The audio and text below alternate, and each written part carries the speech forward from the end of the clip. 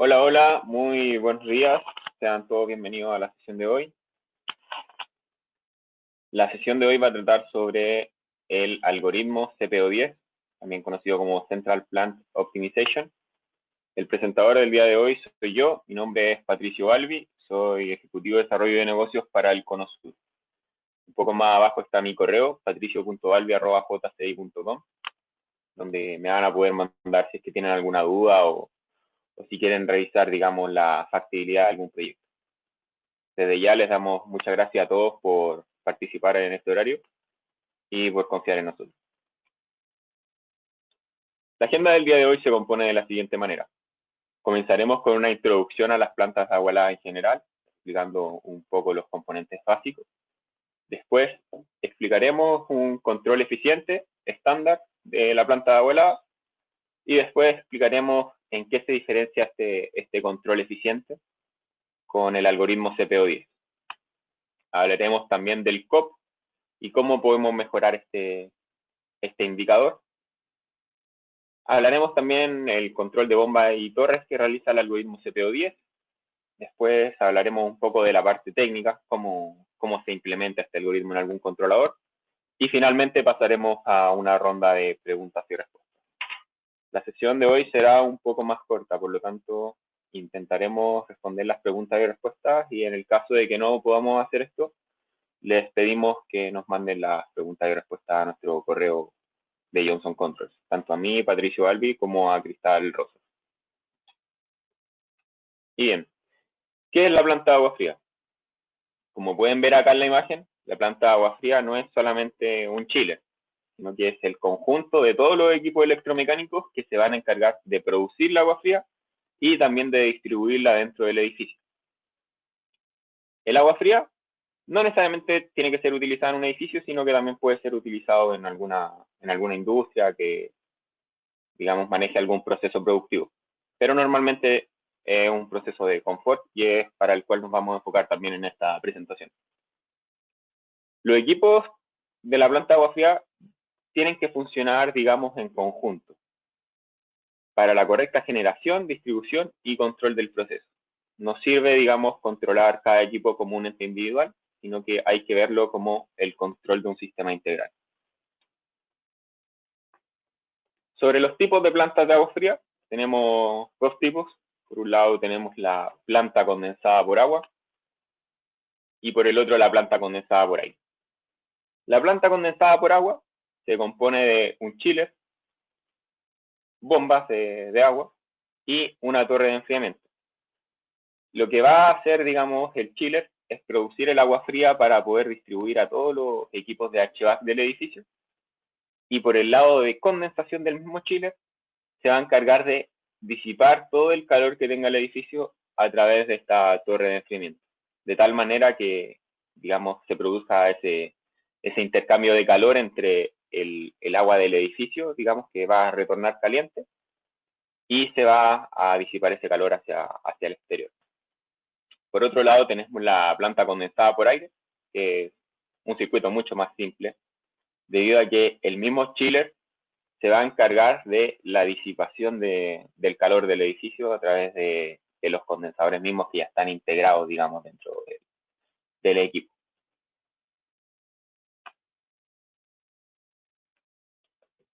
El costo de la central de agua fría en un edificio. Este es un tema muy importante. Cuando se visualiza, digamos, en detalle todos los costos que se hacen en un edificio, tenemos que un 50% de ellos son la operación. Un 25% de los costos son reparaciones, un 14% son el mismo financiamiento que tuvo el edificio y un 11% es la construcción. Ahora, si ampliamos un poco más ese gráfico de operaciones y lo dedicamos, digamos, a la parte de energía, tenemos que el HVAC es un 51% del costo de energía del edificio. Por otro lado, tenemos un 20% de ese consumo de energía en la iluminación, un 6% en la carga, digamos, de enchufe, de la parte eléctrica, y un 23% en otras categorías que digamos, van divididas. Ahora, si nuevamente ampliamos el gráfico de HVAC, nos vamos a dar cuenta que un 25% de ese consumo energético es producida por los equipos de aire, pueden ser los ventiladores, manejadoras de aire, fan coils, etcétera. Un 35% de ese consumo es la planta de calderas y otro 35% es la planta de chillers. Si nuevamente ampliamos ese gráfico, vamos a ver que un 64% del consumo de la planta de chillers es el mismo chiller, un 22% de ese consumo son de las bombas de agua y un 11% de ese consumo son las torres de enfriamiento. Si analizamos esta información, nos vamos a dar cuenta que si logramos reducir el consumo en la planta de agua, nos va a afectar directamente y en gran manera nuestro gráfico de consumo total de HVAC. Entonces, es muy importante mantener bajo control la planta de agua, ya que si yo logro ahorro en la planta de agua, lo voy a notar directamente, digamos, en mi cuenta final de mes. Se estima que un sistema de control dentro de la planta de agua helada podría ahorrar entre un 5 y un 20% de la energía consumida en la planta de agua helada, claramente. Ahora, ¿cómo se compone una planta condensada por agua? Por un lado tenemos el chiller, encargado de producir agua fría. Esa agua fría, digamos, va a ser distribuida por lo que se llama una bomba de agua fría o bomba primaria, que la va a distribuir y presurizar hacia todos los equipos HVAC del edificio. Estos equipos HVAC van a producir un intercambio de calor, donde van a enfriar el ambiente y van a calentar el agua. Esa agua caliente se va a devolver al chiller, donde se va a intercambiar, digamos, con el agua que provenga del circuito de condensación. Va a ser un intercambio de temperatura. El agua que viene desde el circuito de condensación se va a calentar de sobremanera, produciendo que el agua que estaba retornando tibia, digamos, o caliente, va a volver a enfriarse. Y todo este calor, digamos, que va a traer el circuito de agua fría desde el edificio, va a circular ahora hacia la torre de enfriamiento, que se va a encargar de disipar este calor hacia el medio ambiente, a un lugar que, digamos, no afecta que se disipe calor. También se encuentra una bomba de agua de condensación, que va a ser la encargada de recircular el agua del mismo circuito de condensación entre el chiller y la torre. Entonces, nuestros componentes básicos son el chiller, torres de enfriamiento, las bombas de agua fría, bombas de condensación, y hay otros, digamos, equipos que no examinamos a detalle en la imagen, que no siempre también se encuentran en todas las instalaciones, que son las bombas de recirculación del edificio o el circuito secundario, que se van a encargar de presurizar el circuito de agua fría si es que no realiza esta presurización el circuito primario. Y finalmente tenemos un tema de accesorios. Tenemos válvulas de aislamiento, otras válvulas que puedan tener los equipos, las mismas válvulas de las manejadoras. Tenemos un montón de sensores que pueden estar distribuidos dentro de toda la planta de agua fría y dentro del mismo circuito HVAC. Y instrumentación general. Ahora, comenzando ya a hablar un poco más de control. El control estándar de un circuito de agua fría se compone de los siguientes equipos. Por un lado tenemos las bombas primarias, que pueden ser en serie. Cuando hablamos de bomba en serie me refiero a que cada chiller tiene una bomba dedicada. Pero digamos que esta configuración no es muy recomendada. ¿Por qué? Porque si por ejemplo esta bomba de agua tuviera algún problema técnico, alguna falla, yo no podría hacer funcionar este chiller y dependería exclusivamente de este chiller. Entonces, no es una muy buena manera de distribuir los equipos. Esta es la otra opción. Digamos, tengo que elegir entre si van a ser en serie o en paralelo. No es necesario que esté las dos simultáneamente. Esta es la distribución de bombas en paralelo. ¿Cuál es el beneficio de tener estas bombas en paralelo? Que en el caso de que alguna bomba se malogre, yo voy a poder seguir hacer funcionando el circuito de agua fría con una bomba. Digamos que en este caso estoy compartiendo las dos bombas para todos los chillers que tengo. Pueden ser más bombas, pueden ser más chillers, no hay problema. Lo importante es la distribución. Esta es la distribución en paralelo y también es la distribución recomendada por nosotros. Y finalmente tenemos las bombas de recirculación. En el caso de que las bombas primarias sean solamente, digamos, de los chillers para recircular el agua fría, la presurización la voy a realizar con las bombas de recirculación. Es importante que estas bombas consideren también un variador de frecuencia y también un transmisor de presión diferencial dentro de la línea entre el suministro y el retorno para que se pueda, digamos, tener una referencia y se pueda controlar la presión. Y finalmente, a nivel general, los chillers se van a encargar de producir agua fría. Esta agua fría la van a producir en base a un set point que yo configuro dentro del mismo equipo y el equipo se va a encargar de mantenerlo. Ahora, con diferentes tipos de instrumentación, por ejemplo, yo acá tengo un sensor de temperatura en el suministro y también uno en el retorno. Yo voy a poder, digamos, ir ajustando este set point para mantener, digamos, constante este valor y así poder, digamos, suplir la necesidad de frío del edificio. Y bien, cada chiller no lo voy a programar directamente. Yo no voy a ejercer, digamos, algún control directo sobre sus componentes mecánicos, electromecánicos, sino que el mismo chiller ya posee desde fábrica una electrónica interna que va a realizar todo ese ajuste de agua fría. Acá no hay que hacer nada. Pero lo importante es que a través del control yo puedo tomar todo esto que veo acá, todos estos componentes, y hacerlos funcionar como un sistema integral, que es muy importante. Si yo no realizo estas secuencias, finalmente voy a obtener diferentes tipos de alarmas, voy a tener un sistema ineficiente y voy a tener un sistema que también sea mucho más complicado de manipular. Para realizar todo ese control, digamos, como un sistema integral, yo sí o sí necesito un controlador. Este controlador se va a encargar de secuenciar los equipos y establecer todas las condiciones bajo las cuales podrá funcionar. Por contraparte, tenemos también el circuito de condensación, el cual también va a poseer sus propias bombas de agua de condensación.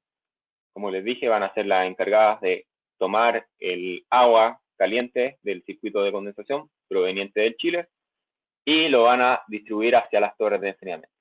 Las torres de enfriamiento van a disipar ese calor hacia el medio ambiente, donde vamos a obtener de nuevo esta agua en una temperatura más fría, que se va a volver a intercambiar con el circuito primario del chiller.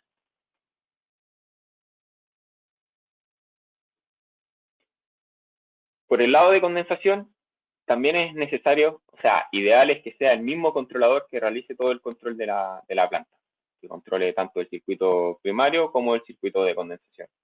De tal manera que yo tengo, como les decía, un sistema integral, donde no solamente controlo un chiller, una bomba, una torre, sino que controlo todo como un sistema.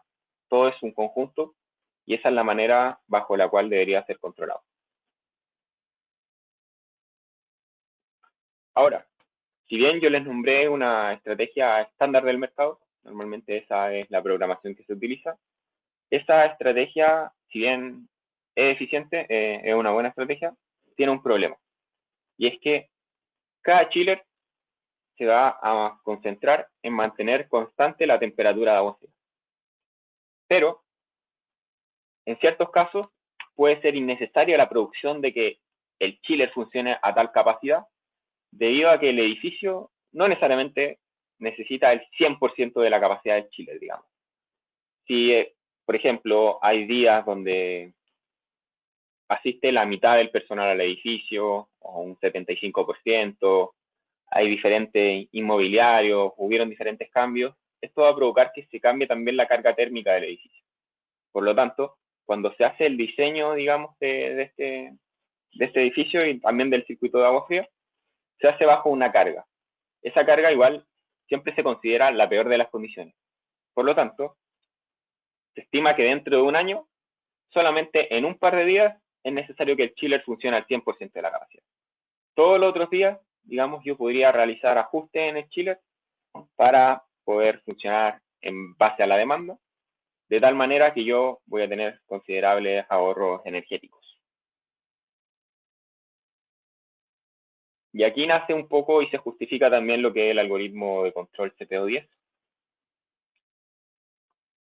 Entrando a resumir un poco lo que es, no es ningún componente físico, no es hardware, es solamente un algoritmo de control.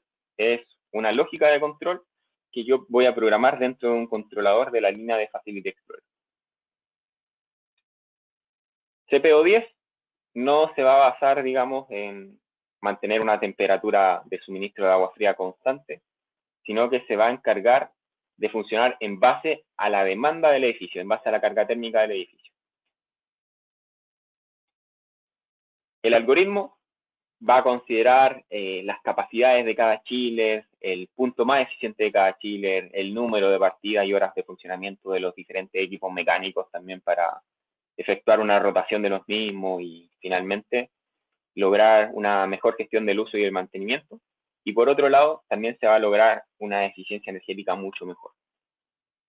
Acá se puede ver un diagrama representativo. Por un lado, si consideramos estos medidores de acá, estos indicadores, como mi carga térmica, yo la voy a estar midiendo a través de un medidor de energía térmica. Ese medidor de energía térmica lo que va a hacer es que le va a informar al sistema de control cuánto es la carga térmica en ese momento en el edificio. Entonces, el control, inteligentemente, a través de todos esos parámetros que van a llegar y a través del algoritmo CPO10, me va a efectuar la mejor combinación disponible de equipos, modulando sus capacidades también, para poder trabajar en base a la demanda de energía térmica en ese momento exacto. ¿Dónde yo puedo utilizar este algoritmo de control CPO10? Se puede utilizar en plantas ya existentes, en caso de que se quiera realizar un retrofit. Es muy importante, primero que todo, realizar una evaluación de la misma planta, verificar si los equipos que ya están instalados cumplen con los requisitos necesarios, que los vamos a ver un poco más adelante. Y si es que también posee la instrumentación necesaria o hay que adicionarla e instalarla independientemente. Por otro lado, puede ser considerado también para nuevos diseños de planta. Esto sería lo ideal, ya que si se considera este algoritmo desde el principio, su implementación va a ser mucho más sencilla y ya va a estar todo, digamos, adecuado para que se pueda hacer. Y finalmente, también se puede utilizar en algún sistema de agua fría que ya tenga un sistema de control, pero que no sea muy eficiente o que no considere, digamos, un algoritmo avanzado. Importante. ¿Con qué marca de chiller funciona CPO10? CPO10 puede funcionar con cualquier marca. No es necesario que sea un chiller York o de algún modelo en específico. Pero si hay un detalle. Dentro de CPO10 hay que ingresar diferentes parámetros técnicos del chiller, muy, muy avanzados, digamos, como los puntos de máxima eficiencia, puntos de entrada de agua al condensador. Entonces, esa información técnica puede ser complicado conseguirla si es que estamos con un proveedor de otra marca. Puede que haya un poco de lentitud o puede que no sepan incluso de lo que se les esté solicitando. En este caso, ya como York es parte de nuestra compañía, para nosotros es muy fácil adquirir esas tablas porque, digamos, es un estándar.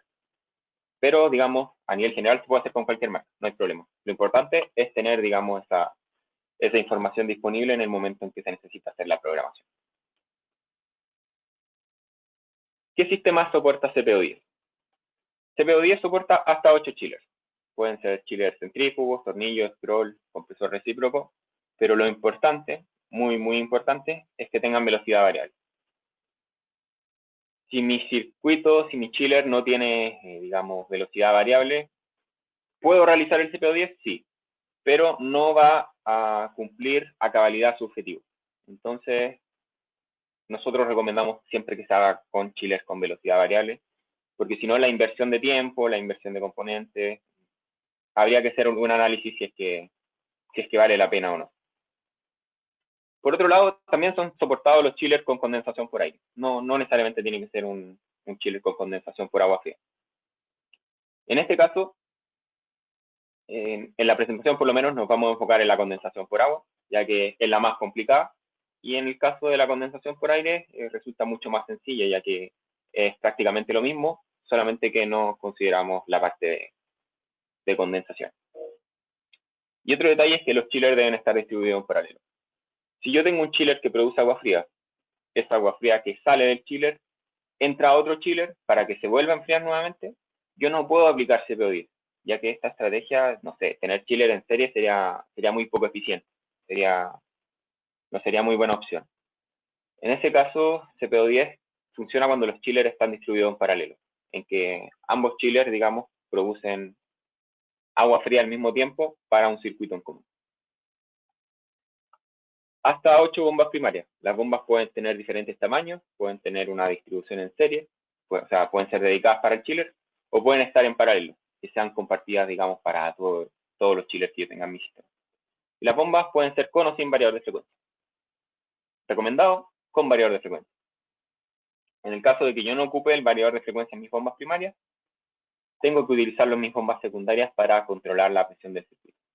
Las bombas secundarias, que pueden ser hasta 8, pueden también ser de diferentes tamaños, tienen que tener una distribución en paralelo y velocidad variable.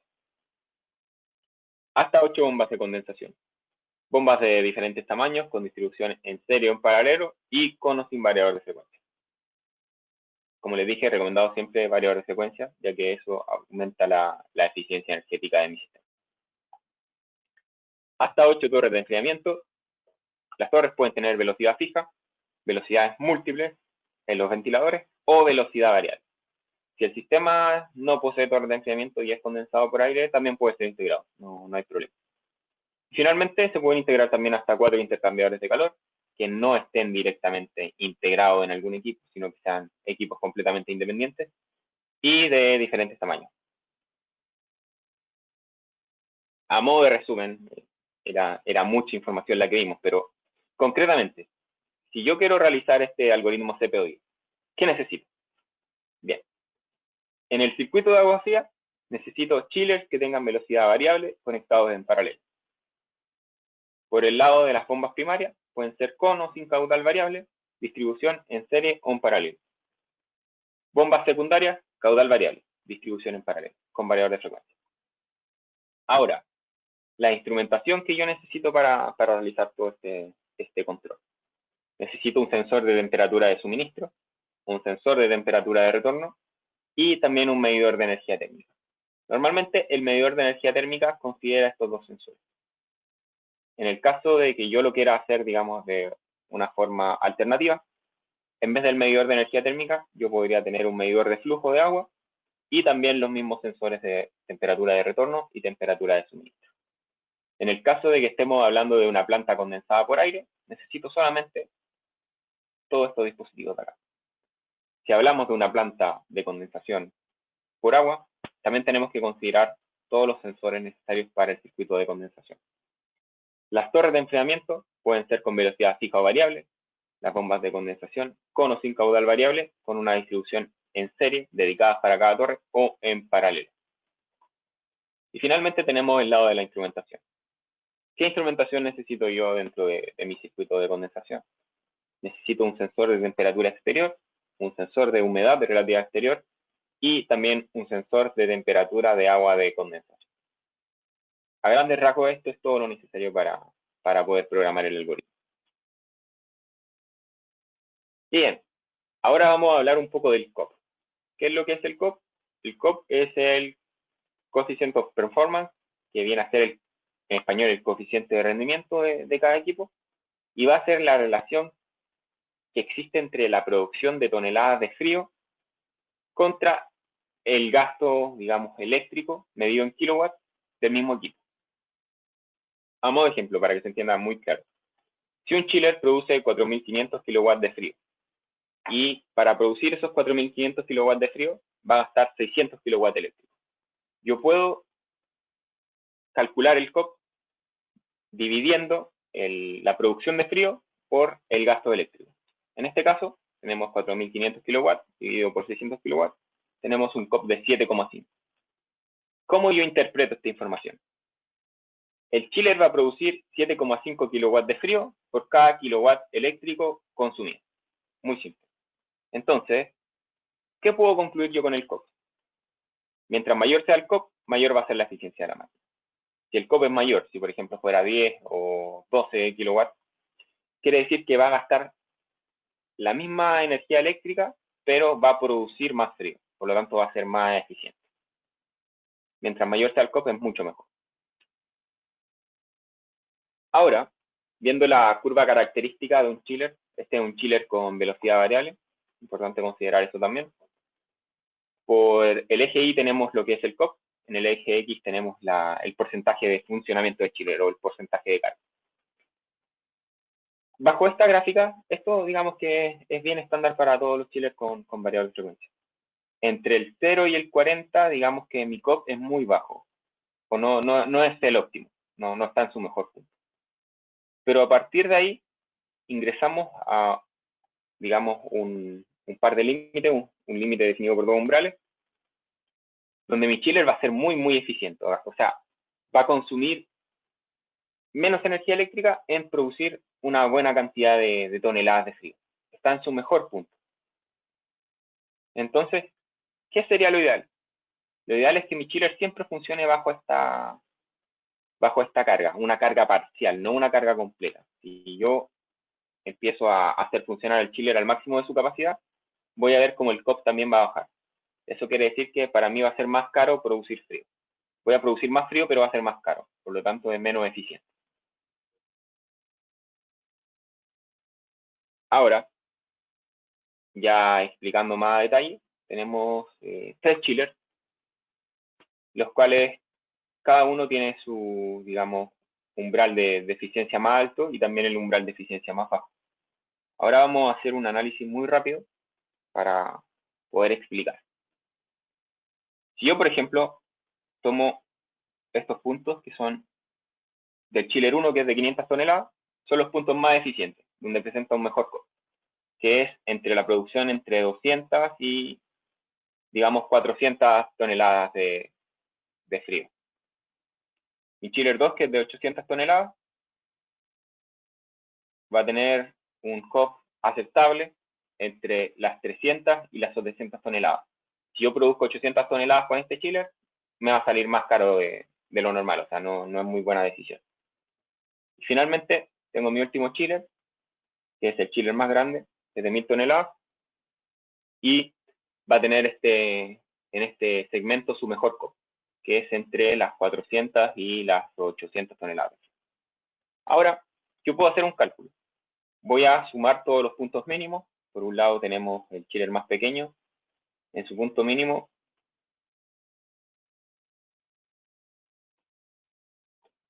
tiene 200 toneladas.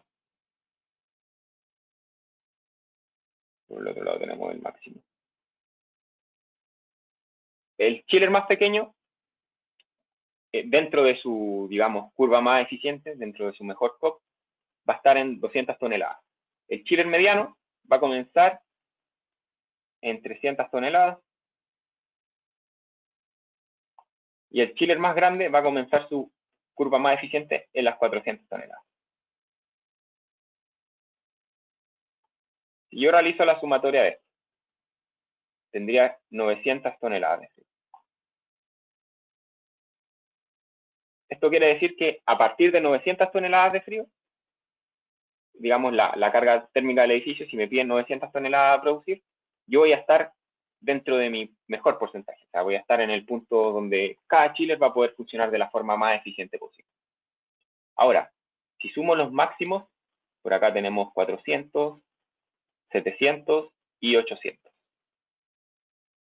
donde, digamos, los chillers empiezan a bajar su COP y empiezan a ser un poco menos eficientes. Si yo realizo la suma de esto, voy a tener 1900.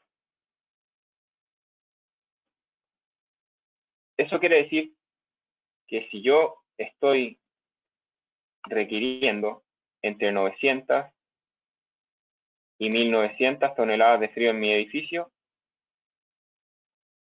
voy a poder, digamos, trabajar los chillers todo en su mejor punto.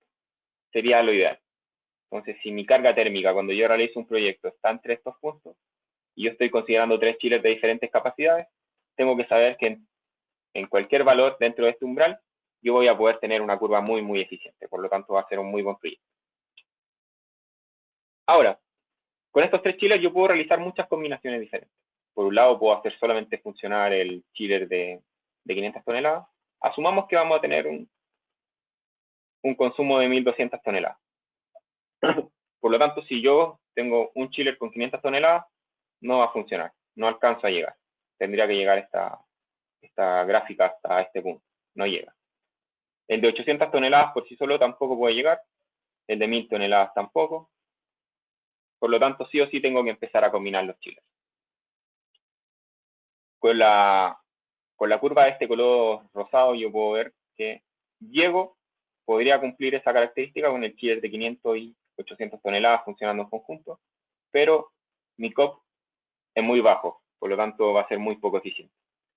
Si yo combino mi chiller de 500 toneladas con el de 1000 toneladas, voy a ver que estoy cumpliendo con lo necesario y ya tengo un mejor COP. Por lo tanto, es una mucho mejor combinación. Con mi chiller de 800 toneladas combinado con el de 1000 toneladas, puedo ver que también cumplo y con un COP superior. Por lo tanto, es una combinación mejor aún. Y finalmente, con 3 chillers también voy a cumplir, pero voy a tener, digamos, el peor COP de los dos anteriores. Entonces, la mejor combinación sería utilizar el chiller de 800 toneladas con el de 1000 toneladas. Esto es lo que hace CPO10. No va a controlar, digamos, la temperatura de suministro de agua fría que sea constante. No, va a medir la carga necesaria en toneladas por el edificio y a través de su algoritmo interno hace todo este cálculo que yo les estoy mostrando acá y va a determinar cuál es la combinación más eficiente para poder cumplir, digamos, con el requerimiento térmico. Digamos que va a funcionar a la medida del edificio. Y bien, acá podemos ver también el cálculo anterior, que a partir aproximadamente de las 900 toneladas, si estoy usando 3 chiles, hasta las 1800, voy a tener un COP bastante aceptable. Por ejemplo, si es que yo requiriera unas 1450 hasta las 1800 toneladas en mi edificio, ya no va a ser la misma combinación de 500, o sea, del chiller de 800 toneladas y de 1000 toneladas, sino que la mejor combinación con un mayor COP va a ser el de los 3 chillers funcionando en conjunto, a cargas parciales, cada uno en su mejor rango. También podría cumplir un rango más amplio, pero en este caso ya veo como mi COP empieza a bajar.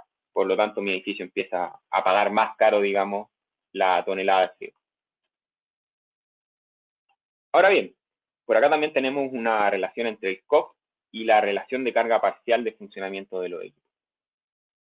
Por acá yo tengo el COP y mi porcentaje de carga, y también tengo un nuevo parámetro que se llama el lift. Este lift viene a ser nada menos que la diferencia entre mi agua de temperatura de condensación y mi temperatura de suministro de agua fría de cada chile. En este caso, yo puedo ver, esto está en grados Fahrenheit, yo puedo ver que mientras menor sea mi lift, mayor va a ser mi COP. En teoría, mi lift debería ser siempre menor y así yo podría, digamos, presentar un menor gasto de tonelada de frío dentro de mi edificio, ya que los chillers van a estar funcionando en un mejor punto. Una manera de mantener mi lift bajo es haciendo funcionar varios chillers al mismo tiempo, de tal manera que yo voy a, si yo hago funcionar varios chillers al mismo tiempo, voy a tener una curva más enfocada a este tipo que a este tipo. Entonces, como conclusión, para mí podría ser mucho mejor a nivel energético tener varios chillers funcionando a cargas parciales que tener un chiller funcionando, digamos, a mucha capacidad para poder, digamos, satisfacer ese requerimiento. Es mucho mejor funcionar con varios chillers que funcionar con uno solo. Está demostrado, digamos, a nivel económico y a nivel energético. Ahora, ¿qué va a hacer CPO10 sobre las bombas de agua fría y de condensación? Lo primero es que va a seleccionar las bombas en base al requerimiento del edificio y va a elegir la mejor combinación de bombas. También va a ser un análisis muy similar a lo que vimos con los chillers. La curva de las bombas de agua con un variador de frecuencia también es muy similar a la que revisamos. Si hacemos funcionar la bomba, digamos, a una carga entre el 50 y el 75%, es mucho más eficiente que entre ese rango de 75 y 100%. Por lo tanto, CPO10 también se va a encargar de hacer ese control para, digamos, aumentar en gran manera la eficiencia energética. El requisito del flujo de agua fría va a ser determinado por el sistema diferencial de presión constante o va a ser establecido en el diseño. Y el requisito de agua, digamos, del flujo de agua que tiene que entrar dentro del condensador también va a ser, digamos, considerado dentro del algoritmo. Sobre las torres de enfriamiento, ¿qué se va a hacer en estos equipos? Se van a secuenciar en base al requerimiento necesario en ese momento y también va a considerar algunas estrategias que son con la temperatura y la humedad exterior para poder, digamos, mantener el agua de condensación que va a entrar al condensador en su punto más óptimo. Todo esto es realizado por el algoritmo CPO10. También va a modular si es que es necesario el funcionamiento del variador de frecuencia de las torres.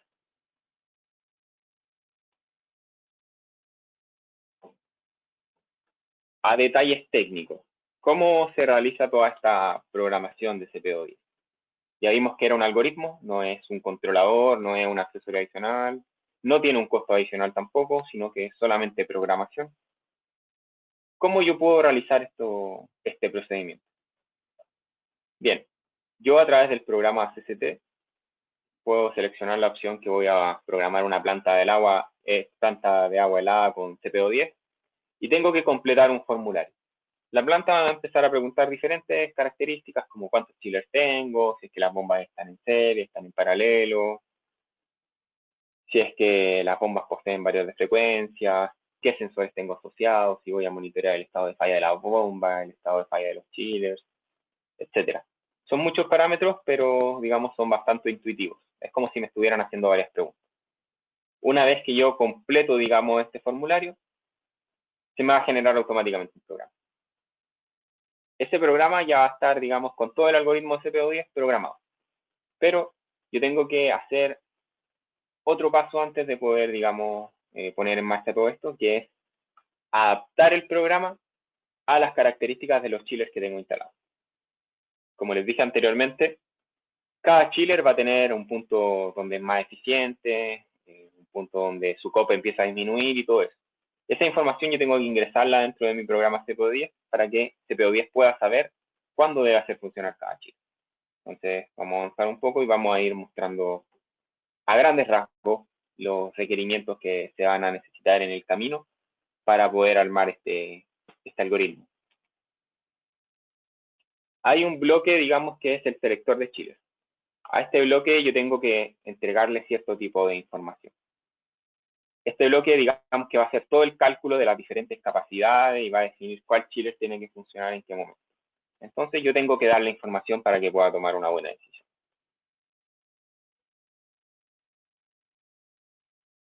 Acá, por ejemplo, este bloque va a considerar el tipo de dispositivo, la capacidad nominal, la potencia nominal, los diferentes flujos. Toda esta información para mí puede ser muy difícil conseguirla de memoria, digamos, esto normalmente no se sabe, sino que es un dato que me da el fabricante de los mismos equipos. Estos datos, como les dije, es muy importante que se tengan al momento de realizar este algoritmo, si no, el algoritmo no va a funcionar bien. Y también el flujo nominal.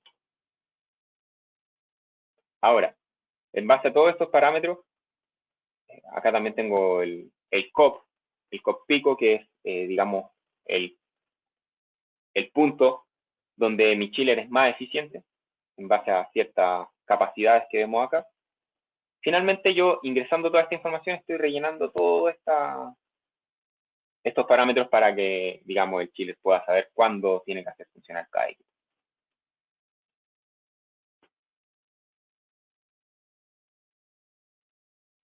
Acá también algunas transiciones que va a tener entre las diferentes etapas cuando va a hacer algunas selecciones de cada chiller y su porcentaje de funcionamiento.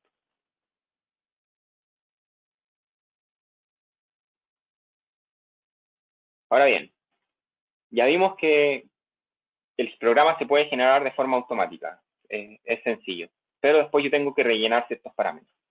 Esos parámetros, algunos se calculan y algunos son obtenidos, digamos, de diferentes tablas de los equipos. Una vez que yo tengo las tablas, dentro del mismo programa CCT, puedo ingresar alguna opción donde me va a abrir una tabla de Excel. Me va a abrir una tabla de Excel. Esa tabla de Excel, dentro de ella, si es que yo tengo 3 chillers, tengo que rellenar todos estos datos. El CAP, el EFT, el FT, CFT, CLFT y el System Performance. Acá yo tengo que ingresar bajo los diferentes porcentajes de funcionamiento del chiller, cuáles son sus detalles técnicos por cada uno. Entonces, estos datos los puedo obtener fácilmente de una hoja técnica. Acá, por ejemplo, hay una hoja de datos de York, de un chiller York, donde simplemente yo tengo que copiar toda esta información y pegarla a la tabla. Esa tabla se carga en CPU10 y ya se me hace más fácil hacer la programación. Pero, si es que yo estoy utilizando algún chiller de otro fabricante, tengo que requerir al mismo proveedor todos estos datos.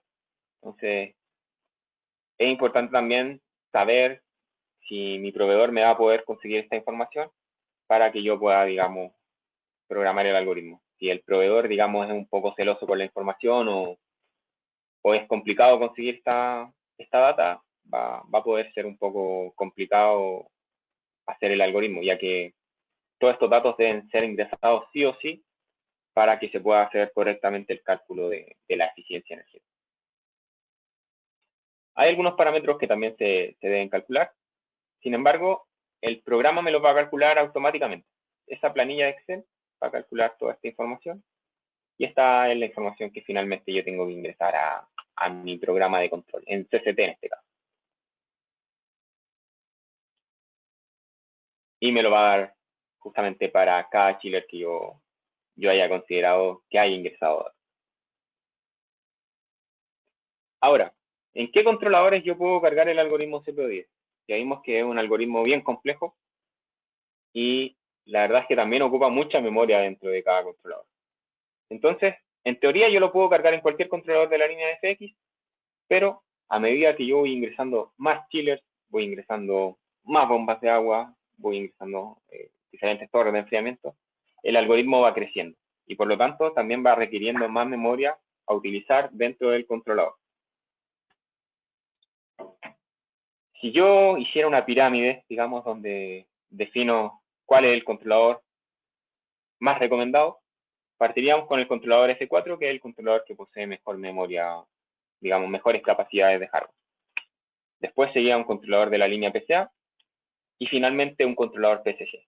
El controlador PCG no es recomendado para este algoritmo porque es muy probable que no alcance a entrar dentro de la memoria del controlador. Pero si es que yo quiero realizar un análisis previo, en vez de definirlo, digamos, solamente por esta recomendación, también lo puedo hacer. Dentro del software CCT, yo puedo, digamos, programar un CPU10 y el software de programación me dice aproximadamente cuánto es la memoria que va a utilizar el programa que yo voy a cargar. En el caso de que yo seleccione diferentes tipos de controladores, voy a ir viendo cuál es la mejor alternativa para no tener esa saturación dentro de mi control a nivel de hardware. Y bien, ya terminando esta presentación, esperamos que hayan podido entender un poco más.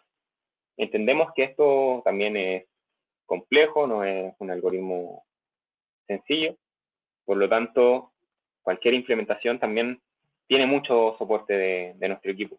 En este caso, si alguien está interesado y ya quiere ver todo a nivel de detalle específico, lo podemos revisar también, no hay ningún problema.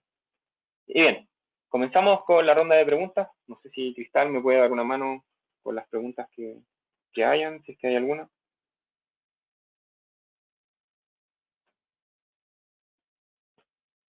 O Diego, Alejandro, me pueden ayudar con las preguntas, veamos.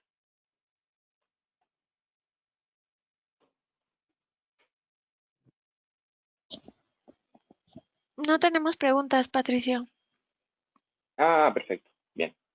Bueno, cualquier cosa esperamos también que si surgen dudas en el camino o si ven esto como una gran alternativa dentro de algún proyecto, no duden en contactarnos y nosotros les vamos a poder ayudar y también si tienen preguntas en el futuro nos las pueden enviar y nosotros se las vamos a resolver.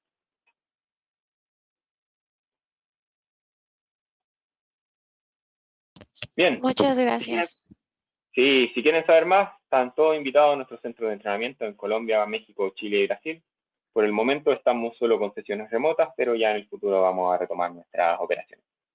Si quieren saber más sobre estas fechas, pueden escribir a latraining@jci.com y les van a responder todas sus consultas. Hay algunos workshops dedicados que se hacen cada cierto tiempo, muy técnicos para poder programar este algoritmo de control CPO10. Y finalmente los dejamos invitados a nuestros próximos webinars, ya el 21 de mayo, junto a nuestro presentador, Diego Pinilla.